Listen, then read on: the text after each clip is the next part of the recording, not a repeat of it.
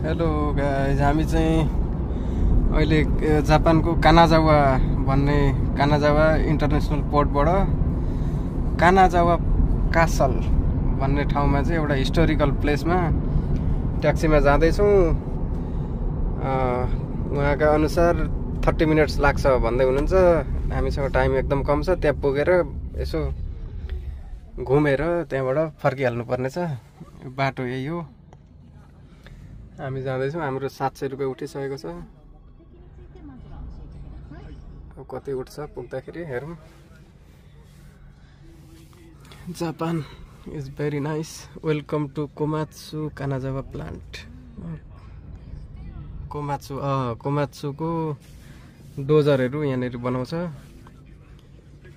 नयाँ डोजरहरू बनाउने ठाउँ हो यो कोमात्सु कम्पनीको।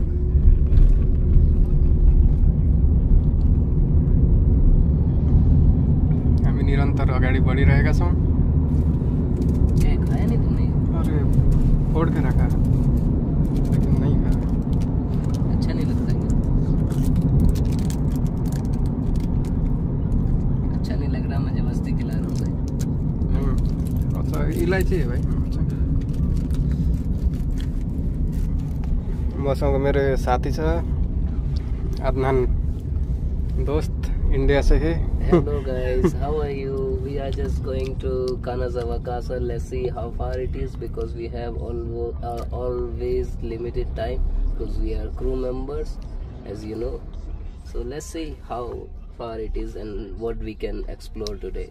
Yes, the place seems beautiful. हामी जाँदैछौँ निरन्तर। 30 minutes same time, सबमा 30 minutes. कानाजावा कासल। अब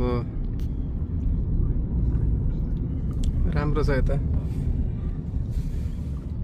30 मिनट। अब सहरतिर हामी छिर्दैछौँ। 30 मिनट भनेको छ। 30 मिनटमा 30,000 चाहिँ उठ्छ होला जस्तो छ।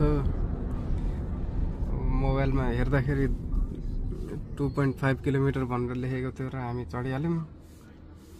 त्यसपछि बाटोमा आउँदा सोद्धाखेरि आधी घन्टा लाग्छ भनौँ। टाइम पनि त्यति छैन। जे भने हामी हिँड्दैछौँ। अहिले 31 सय उठिसकेको छ। हर 5 मिनट धेरै सिग्नल धेरै हुँदो रहेछ। एकछिनमा 2 मिनट 3 मिनटमा एउटा सिग्नल आउँछ अनि रोकिनुपर्छ।